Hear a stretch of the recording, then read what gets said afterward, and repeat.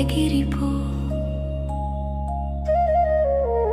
ఆ రవిచంద్ర తారలకు ఆవల ఉన్న మన ప్రియమైన ఇంటికి, ఆ శాంతి సీమకు ఎగిరిపో ఎగిరిపో ఓ ఆత్మ పక్షి.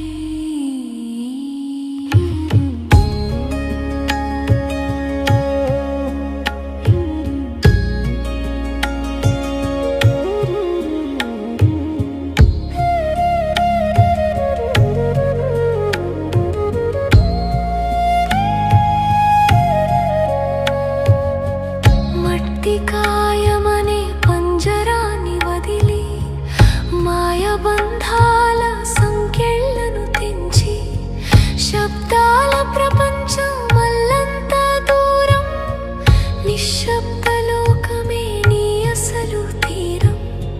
శరీర స్మృతిని పూర్తిగా మరచి, అశరీరి స్థితిలో ఆనందమయమై ఎగిరిపో ఎగిరిపో ఓ ఆత్మ పక్షి.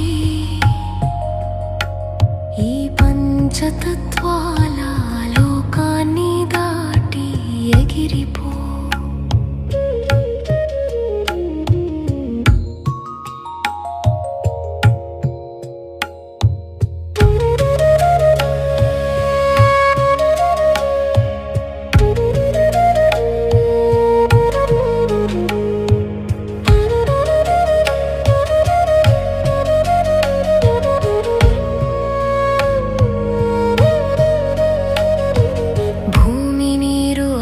వాయువు ఆకాశం ఈ ప్రకృతి పొరలను దాటుకుంటూ, బంగారు ఎర్రని ఆకాశమందు పరంధామం మెరిసేటి తారగా స్థితమవ్వాలని, నిరాకార జ్యోతిగా శివబాబా గుడిలో పరమాత్మ కిరణాల ప్రేమను పొందగా ఎగిరిపో ఎగిరిపో ఓ ఆత్మ పక్షి.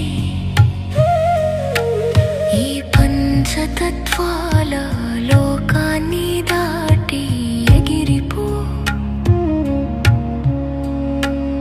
ఆ రవిచంద్ర తారలకు ఆవల ఉన్న మన ప్రియమైన ఇంటికి, ఆ శాంతి సీమకు ఎగిరిపో ఎగిరిపో ఓ ఆత్మ పక్షి.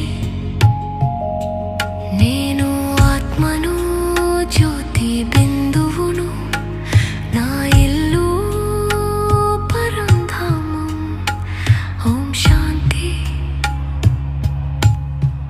ఓం శాంతి.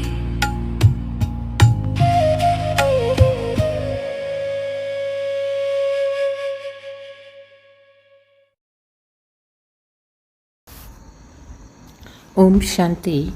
మురళీ డేట్ 26/2/2026. మధురమైన పిల్లలారా, నేను సుఖమిచ్చే తండ్రిని. నన్నొక్కరిని మాత్రమే స్మృతి చెయ్యండి. ఈ కొంత సమయంలో యోగ బలాన్ని జమ చేసుకుంటే అంతిమ సమయంలో అది చాలా ఉపయోగపడుతుంది. ప్రశ్న: అనంతమైన వైరాగ్యం కల పిల్లలైన మీకు సదా ఏ స్మృతి సదా ఉండాలి? జవాబు: ఇది పాత చీచీ శరీరము, దీనిని ఇక్కడే వదిలేసి ఇంటికి వెళ్ళిపోవాలనే స్మృతి సదా ఉండాలి. తండ్రి మరియు వారసత్వం గుర్తుండాలి. ఇతర ఏది గుర్తు రాకూడదు. ఇది అనంతమైన వైరాగ్యము. కర్మల ఆచరిస్తూ స్మృతిలో ఉండు పురుషార్థము ఎంతగా చేయాలి అంటే, దానివల్ల తలపై గల పాపభారం తొలగిపోవాలి. ఆత్మ తమో ప్రధానం నుండి సతో ప్రధానంగా అవ్వాలి. ఓం శాంతి. తండ్రి తన పిల్లలకు ప్రతిరోజు సహజమైన విషయాలు అర్థం చేయిస్తారు. ఇది ఈశ్వరీయ పాఠశాల. గీతలో కూడా భగవానువాచ అని కరెక్ట్గా చెప్తారు.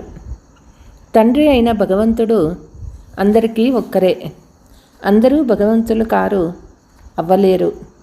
ఒకే తండ్రికి అందరూ పిల్లలుగా ఉండవచ్చు. తండ్రి స్వర్గాన్ని, కొత్త ప్రపంచాన్ని స్థాపన చేయువారిని తప్పకుండా బుద్ధిలోకి రావాలి. ఆ తండ్రి నుండి మనకు స్వర్గ వారసత్వం తప్పకుండా లభించే ఉంటుంది. భారతదేశంలో శివ జయంతికి గాయనం ఉంది. కానీ శివ జయంతి ఎలా జరుగుతుందో అది తండ్రే స్వయంగా వచ్చి అర్థం చేయిస్తారు. తండ్రి కల్పం యొక్క సంగమయుగంలో వస్తారు. పిల్లలను మళ్ళీ పతీత్ నుండి పావనంగా చేసేందుకు, అంటే వారసత్వం ఇచ్చేందుకు వస్తారు. ఈ సమయంలో అందరూ రావణుని శాపాన్ని అనుభవిస్తూ ఉన్నారు కనుక అందరూ దుఃఖంలో ఉన్నారు. ఇప్పుడిది కలియుగ పాత ప్రపంచము. మనము బ్రహ్మముఖ వంశావళి బ్రాహ్మణులమని సదా గుర్తుంచుకోండి. బ్రహ్మ కుమారీలమని భావించువారంతా కల్పకల్పము మేము తాత నుండి బ్రహ్మ ద్వారా వారసత్వం తీసుకుంటున్నామని భావించాలి. ఇంతమంది పిల్లలు ఇతరులెవ్వరికీ ఉండరు. వారు అందరికీ తండ్రి. బ్రహ్మ కూడా వారి కొడుకే. పిల్లలందరికీ తాత నుండే వారసత్వం లభిస్తుంది. వారి వారసత్వం సత్యయుగ రాజధాని, అనంతమైన తండ్రి, స్వర్గ వారస రచయిత కనుక మనకు తప్పకుండా స్వర్గరాధ్యం ఉండాలి. కానీ ఇది మర్చిపోయాము. మనకు స్వర్గ చక్రవర్తి పదవి ఉండేది. కానీ నిరాకార తండ్రి ఎలా ఇస్తారు? తప్పకుండా బ్రహ్మ ద్వారానే ఇస్తారు. భారతదేశంలో వీరి రాజ్యం ఉండేది. ఇప్పుడిది కల్పం యొక్క సంగమ సమయము. సంగమయుగంలో బ్రహ్మ ఉన్నాడు. శివబాబా నుండి మళ్ళీ స్వర్గ వారసత్వం లభిస్తుంది. ఇంతకుముందు కూడా లభించింది.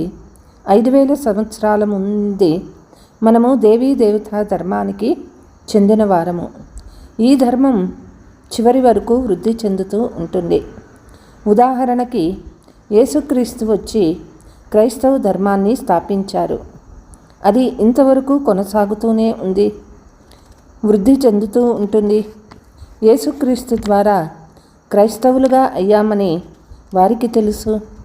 ఇప్పటికి 2000 సంవత్సరాల క్రితం యేసుక్రీస్తు వచ్చారు. ఇప్పుడు వృద్ధి చెందుతూ ఉంది. మొట్టమొదట సతో ప్రధానంగా ఉండేది, తర్వాత రజోతమోలోకి వచ్చేసింది. మీరు సత్యయుగంలో సతో ప్రధానంగా ఉండేవారు, తర్వాత రజోతమోలోకి వచ్చారు. తమో ప్రధాన సృష్టి నుండి మళ్ళీ సతో ప్రధానంగా తప్పకుండా అవుతుంది. కొత్త ప్రపంచంలో ఆది దేవీ దేవతా ధర్మం ఉండేది. ముఖ్యమైన ధర్మాలు 4. మీ ధర్మము అర్ధకల్పం కొనసాగుతుంది. ఇక్కడ కూడా మీరు ఆ ధర్మానికి చెందినవారే. కానీ వికారాలు అయిపోయినందున మీరు స్వయాన్ని దేవీ దేవతలని చెప్పుకోలేము. మీరు ఆది సనాతన దేవీ దేవతా ధర్మానికి చెందినవారు. కానీ వామ మార్గంలో వెళ్ళినందున మీరు పతితులుగా అయిపోయారు. అందుకే మీరు స్వయంగా హిందువులమని చెప్పుకుంటారు. ఇప్పుడు మీరు బ్రాహ్మణులుగా అయ్యారు. అత్యంత ఉన్నతమైన వారు శివబాబా. వారి తర్వాత బ్రాహ్మణులైన మీరు. మీ బ్రాహ్మణ వర్ణము చాలా ఉన్నతమైనటువంటిది. బ్రహ్మ పిల్లలుగా అయ్యారు. కానీ వారసత్వం బ్రహ్మ ద్వారా లభించదు. శివబాబా బ్రహ్మ ద్వారా స్వర్గస్థాపన చేస్తూ ఉన్నారు. ఆత్మ ఇప్పుడు తండ్రిని తెలుసుకున్నారు. తండ్రి చెప్తూ ఉన్నారు, నా ద్వారా నన్ను తెలుసుకోవడం వల్ల మొత్తం సృష్టి చక్ర ఆది మధ్యాంతమంతటి జ్ఞానాన్ని అర్థం చేసుకుంటారు. ఆ జ్ఞానము నాకు మాత్రమే ఉంది. నేను జ్ఞానసాగరుణ్ణి, ఆనంద సాగరుణ్ణి, పవిత్రతా సాగరుణ్ణి. 21 జన్మలు మీరు పవిత్రంగా అవుతారు. తర్వాత మళ్ళీ విషయ సాగరంలో పడిపోతారు. ఇప్పుడు జ్ఞానసాగరుడైన తండ్రి మిమ్మల్ని పతీత్ నుండి పావనంగా చేస్తారు. ఏ గంగా నదిలోనూ నీరు పావనంగా చేయలేరు. స్నానం చేయుటకు వెళ్తారు, కానీ ఆ నీరు పతీత్ పావని కాదు. ఈ నదులు సత్యుగంలో కూడా ఉన్నాయి, కలియుగంలో కూడా ఉన్నాయి. నీటిలో తేడా ఏమీ ఉండదు. సర్వుల సద్గతి దాత రాముడొక్కడే అని అంటారు. వారే జ్ఞానసాగర్లు, పతిత పావనులు. తండ్రి వచ్చి జ్ఞానం తెలిపిస్తూ ఉన్నారు. దీని ద్వారా మీరు స్వర్గానికి యజమానులుగా అవుతారు. సత్యత్రేతాయుగాలలో భక్తి శాస్త్రాలు మొదలైనవి ఏవి ఉండవు. మీరు తండ్రి నుండి సదా సుఖంగా ఉండే వారసత్వం తీసుకుంటారు. అక్కడ మీరు గంగా స్నానం చేయరు, లేక ఏ యాత్రలు చేయరు. ఇది ఆత్మీక యాత్ర. దీన్ని మనుషులెవరూ నేర్పించలేరు. తండ్రి అంటే సర్వ ఆత్మలకు తండ్రి. శారీరక తండ్రులు అనేక మంది ఉన్నారు, ఆత్మీక తండ్రి ఒక్కరే. ఇది పక్కాగా గుర్తుంచుకోండి. బాబా కూడా మీకు ఎంతోమంది తండ్రులను అడిగితే ఇదేమిటి ఇలా అడుగుతూ ఉన్నారని తికమక పడతారు. అందరికీ ఒకే తండ్రి ఉంటారు. 2-3 తండ్రులు ఎలా ఉంటారు? తండ్రి అర్థం చేయిస్తూ ఉన్నారు. ఆ తండ్రి అయిన పరమాత్మను అందరూ దుఃఖంలో గుర్తు చేసుకుంటారు. దుఃఖంలో ఓ పరంపిత పరమాత్మ మమ్మల్ని దుఃఖం నుండి విడుదల చేయమని వేడుకుంటారు. కనుక 2 తండ్రులున్నట్లే కదా. ఒకరేమో శారీరక తండ్రి, ఇంకొకరేమో ఆత్మీక తండ్రి. వారినే మీరు మాతాపిత, మేం మీ బాలకులం అని మహిమ చేస్తారు. మీ కృప ద్వారా అపారమైన సుఖం లభిస్తుందని అంటారు. లౌకిక తండ్రుల నుండి సుఖపు గనీలు లభించదు. దుఃఖము కలిగినప్పుడు ఆ తండ్రిని స్మృతి చేస్తారు. ఆ తండ్రి అలాంటి ప్రశ్న అడుగుతారు. ఇతరులెవ్వరూ ఎలాంటి ప్రశ్న అడగరు. భక్తి మార్గంలో మీరు బాబా మీరు వస్తే మేం మీ నుండి తప్ప ఇంకెవ్వరి నుండి వినమని మిగిలిన వారంతా దుఃఖాన్నే ఇస్తారు. సుఖం ఇచ్చేవారు మీరు మాత్రమే అని పాడుతూ ఉండినారు. కాబట్టి తండ్రి వచ్చి మీరు ఏం అనేవారో స్మృతి ఇప్పిస్తూ ఉన్నారు. మీరు మాత్రమే బీకేస్ అని పిలువబడతారని మీకు తెలుసు. బీకేస్ అంటే ఎవరో కూడా తెలియనంత రాతి బుద్ధి గల మనుషులు ఉన్నారు. మమ్మా బాబా ఎవరు తెలియదు. ఇతను సాధువు కాదు, సత్పురుషుడు కాదు. సాధు సన్యాసీలను గురువులని అంటారు, కానీ మాతాపిత అని అనరు. ఈ తండ్రి వచ్చి దైవీ ధర్మరాజ్యాన్ని స్థాపన చేస్తూ ఉన్నారు. అక్కడ లక్ష్మీనారాయణులు రాజారాణులుగా రాజ్యపాలన చేసేవారు. మొదట పవిత్రంగా ఉంటారు, తర్వాత అపవిత్రంగా అవుతారు. పూజ్యులుగా ఉన్నవారే 84 జన్మలు తీసుకుంటారు. మొదట అనంతమైన తండ్రి నుండి 21 జన్మల వారసత్వం లభిస్తుంది. 21 కులాలను ఉద్ధరించేవారు కుమారీలు. ఇది మీకు గల మహిమే. మీరు కుమారీలు, గృహస్థీలు కారు. భలే పెద్దవారే కానీ మర్జీవాగా అయ్యి అందరూ తండ్రికి కొడుకులు కూతుళ్ళుగా అయ్యారు. ప్రజాపిత బ్రహ్మకు అనేక మంది పిల్లలు ఉన్నారు, ఇంకా వృద్ధి చెందుతూనే ఉన్నారు. తర్వాత వీరందరూ దేవతలుగా అవుతారు. ఇది శివబాబా యజ్ఞము. దీనిని రాజస్వ అశ్వమేధ యజ్ఞమని అంటారు. ఇది స్వరాజ్యాన్ని పొందే యజ్ఞము. ఆత్మలకి తండ్రి నుండి స్వర్గరాజ్య వారసత్వం లభిస్తుంది. ఈ రాజస్వ అశ్వమేధ జ్ఞాన యజ్ఞంలో ఏం చేయాలి? శరీర సహితంగా ఏమైతే ఉందో దానినంతా బలిహారం చేయాలి, అంటే స్వాహా చేయాలి. ఈ యజ్ఞం ద్వారానే మీరు మళ్ళీ రాజ్యం పొందుతారు. తండ్రి స్మృతి ఇప్పిస్తూ ఉన్నారు. భక్తి మార్గంలో ఓ బాబా మీరు వస్తే మేం బలిహారం అవుతాము, సమర్పణ అవుతామని మీరు పాడుతూ ఉండేవారు. ఇప్పుడు మీరు స్వయాన్ని బికేస్ అని భావిస్తారు. గృహస్థ జీవనంలో ఉండండి, కానీ కమల పుష్ప సమానంగా పావనంగా ఉండాలి. స్వయాన్ని ఆత్మగా భావించండి. మనం బాబా పిల్లలము. ఆత్మలైన మనము ప్రేయసీలు. ఒక్కరు తండ్రే ప్రియుడు. మీరు ప్రియుడైన నన్ను పిలుస్తూ ఉన్నారు. అర్ధకల్పము నుండి ప్రేయసీలు. వారిని పరంపిత పరమాత్మ అని అంటారు. వారు నిరాకారులు. ఆత్మ కూడా నిరాకారియే. ఆత్మ శరీరం ద్వారా పాత్ర చేస్తుంది. భక్తి మార్గంలో కూడా మీరు పాత్రను అభినయించాలి. భక్తి రాత్రి వంటిది. అంధకారంలో మనుషులు దెబ్బతింటారు. ద్వాపరం నుండి మీరు దెబ్బలు తింటూ వచ్చారు. ఈ సమయంలో అందరూ మహా దుఃఖీగా అయిపోయారు. ఇప్పుడు పాత ప్రపంచం అంతమవ్వనున్నది. ఈ ధనము మొదలైనదంతా మట్టిలో కలిసిపోతుంది. కోటీశ్వరుడు కావచ్చు, రాజు కావచ్చు, పిల్లలు పుడితే ఈ ధనమంతా నా పిల్లలకు లభిస్తుందని భావిస్తారు. మా పుత్రులు తింటారని అనుకుంటారు. ఏమీ తినలేరని తండ్రి చెప్తూ ఉన్నారు. ఈ ప్రపంచమే సమాప్తం అవ్వనున్నది. ఇక కొద్ది సమయం మాత్రమే మిగిలి ఉంది. చాలా విఘ్నాలు వస్తాయి. పరస్పరం కొట్లాడుకుంటారు. చివర్లో రక్త నదులు ప్రవహించినట్లు కొట్లాడుకుంటారు. మీరు ఎవరితోనూ యుద్ధము చెయ్యరు. మీరు యోగ బలంలో ఉంటారు. మీరు స్మృతిలో ఉంటే మీ ముందుకు ఎవరైనా చెడు సంకల్పాలతో వస్తే వారికి భయంకర రూపం సాక్షాత్కారమై వెంటనే పారిపోతారు. మీరు శివబాబాని స్మృతి చేస్తారు. వారు పారిపోతారు.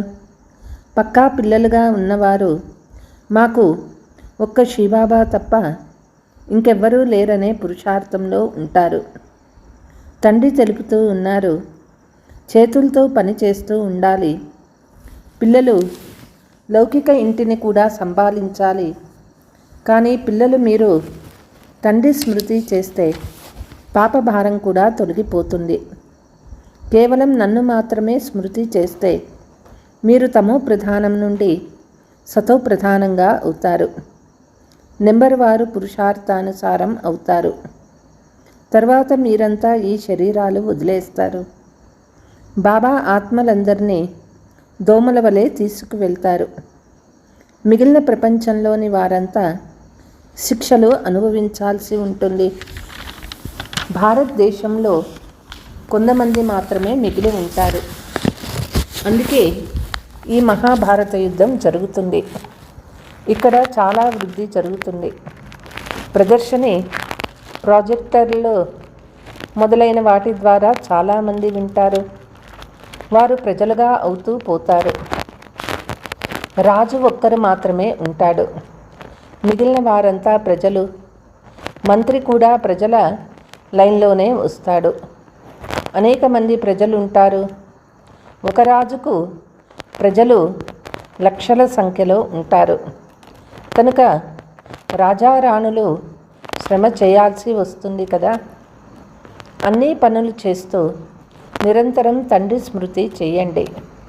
తండ్రి చెప్తూ ఉన్నారు, ఉదాహరణకి ప్రేయసి ప్రియులు నిరంతరం ఒకరినొకరు స్మృతి చేస్తూ ఉంటారు. వారి మధ్య భౌతిక ప్రేమ ఉంటుంది. పిల్లలు మీరిప్పుడు ప్రేయసీలు. మీ ప్రియుడు వచ్చి ఉన్నారు. మిమ్మల్ని చదివిస్తూ ఉన్నారు. మీరు చదువుతూ చదువుతూ దేవతలుగా అవుతారు. స్మృతి ద్వారా వికర్మలు వినాశమవుతాయి. మీరు సదా నిరోగులుగా అవుతారు. 84 జన్మల చక్రాన్ని కూడా గుర్తుంచుకోవాలి. సత్యయుగంలో ఇన్ని జన్మలు, త్రేతాలో ఇన్ని జన్మలని గుర్తుంచుకోవాలి. దేవీ దేవతా ధర్మానికి చెందిన వారమైన మనము 84 జన్మల చక్రంలో పూర్తిగా తిరిగాము. పోను పోను మీరు చాలా వృద్ధి చెందుతారు. మీ సెంటర్లో వేల సంఖ్యలు వెలువడతాయి. సందు సందులో కేవలం తండ్రిని, వారసత్వాన్ని స్మృతి చేయమని, ఇప్పుడు ఇంటికి వెళ్ళాలని అర్థం చేయిస్తూ ఉంటారు. ఇది చీచీ శరీరము, ఇది బేహద్దు వైరాగ్యము. సన్యాసీలు కేవలం హద్దులోని ఇల్లు వాకిళ్ళు వదిలేస్తారు. వారు హఠయోగులు. వారు రాజయోగాన్ని నేర్పించలేరు. ఈ భక్తి కూడా అనాది అని చెప్తూ ఉంటారు. ఈ భక్తి ద్వాపర యుగం నుండి ప్రారంభమవుతుందని తండ్రి చెప్తూ ఉన్నారు. 84 మెట్లు దిగుతూ ఇప్పుడు మీరు తమో ప్రధానంగా అయ్యారు. మీరే దేవీ దేవతలుగా ఉండేవారు. క్రైస్తవులు కూడా మేమే క్రైస్తవులుగా ఉండినామని అంటారు. మనము సత్యయుగంలో ఉండేవారము అని మీకు తెలుసు. తండ్రి దేవీ దేవతా ధర్మాన్ని స్థాపన చేశారు. ఈ లక్ష్మీనారాయణులు ఇప్పుడు బ్రాహ్మణులుగా అయ్యారు. సత్యయుగంలో ఒకే రాజా రాణి ఉండేవారు. ఒకే భాష ఉండేది. ఇది కూడా పిల్లలు సాక్షాత్కారంలో చూశారు. మీరంతా ఆది సనాతన ధర్మానికి చెందినవారు. మీరు మాత్రమే 84 జన్మలు తీసుకుంటారు. అక్కడ ఆత్మ నిర్లేపని, ఈశ్వరుడు సర్వవ్యాపి అని అంటారు. ఇదంతా తప్పు. అందరిలో ఉండేది ఆత్మ.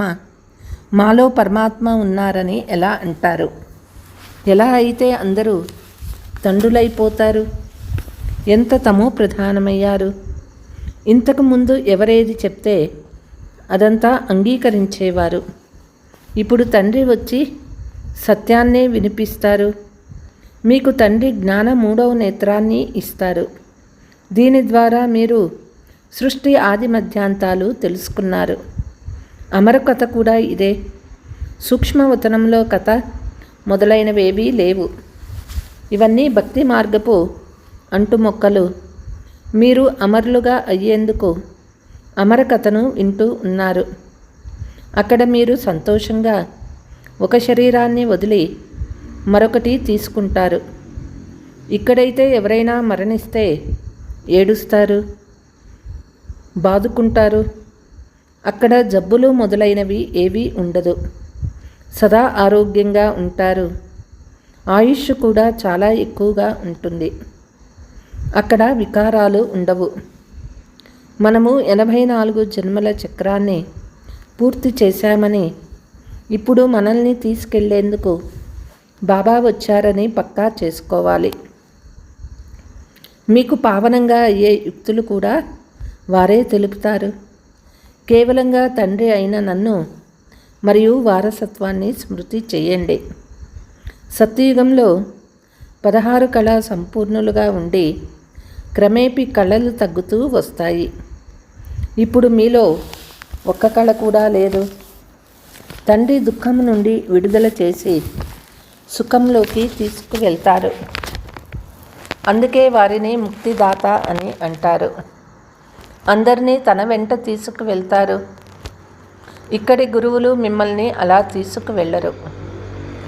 ఆ గురువు వెళ్ళిపోతే శిష్యుడు పీఠంపై కూర్చుంటాడు. శిష్యులలో చాలా గొడవలు ఉంటాయి.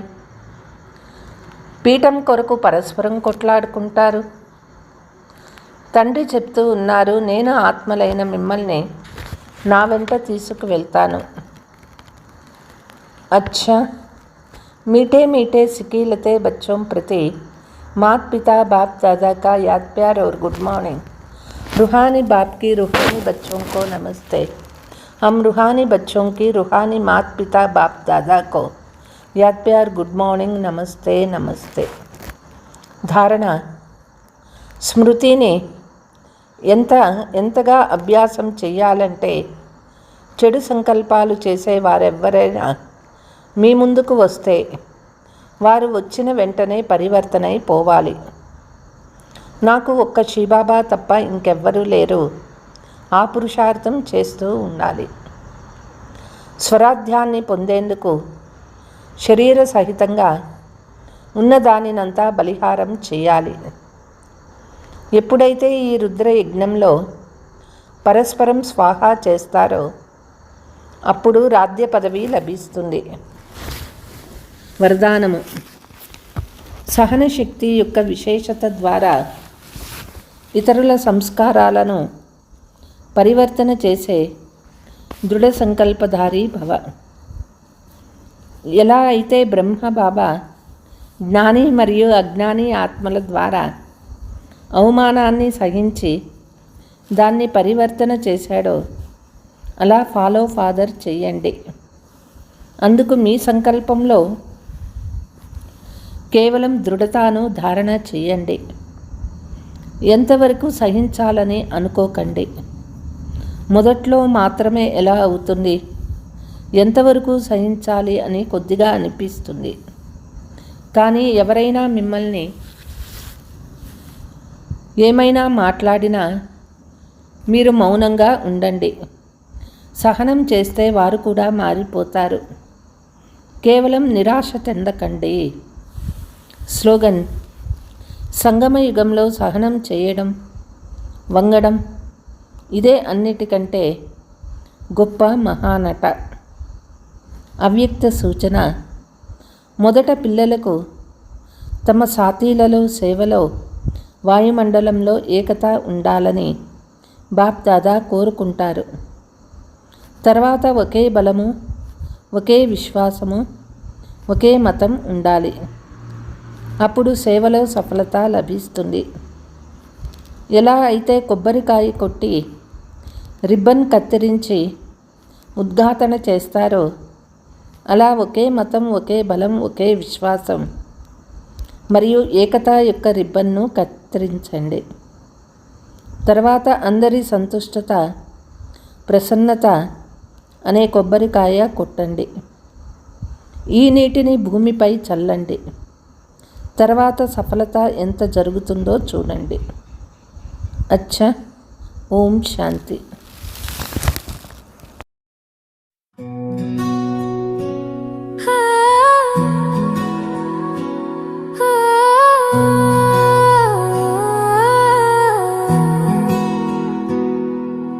ఎప్పుడైతే నన్ను నీ సొంతం చేశావో బాబా,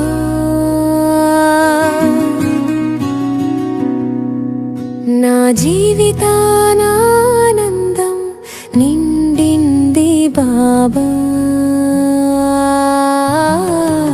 ఎప్పుడైతే నన్ను నీ సొంతం చేశావో బాబా, నన్ను నీ సొంతం ఎప్పుడు చేశావో బాబా. నీ స్మృతిలోనే నేను బ్రతుకుచుండగా నా దారులన్నీ దీపాలుగా వెలుగగా,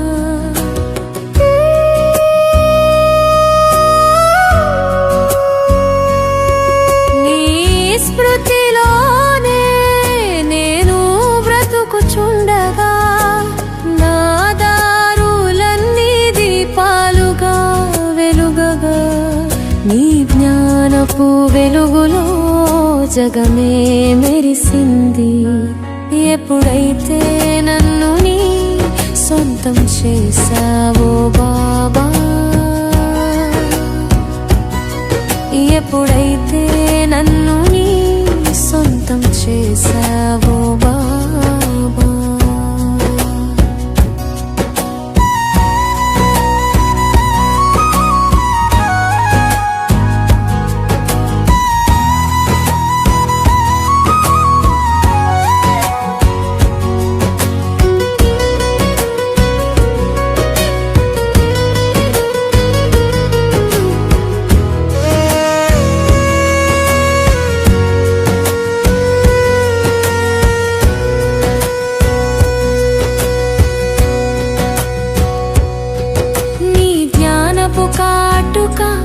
నాకు దొరికిన వేళ నాలో నవ దృశ్యమే వికసించిన వేళ,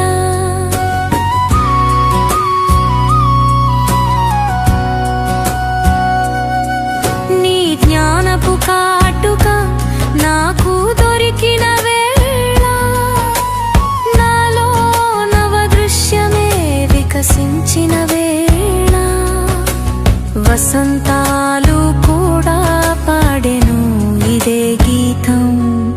ఎప్పుడైతే నన్ను నీ సొంతం చేశావు.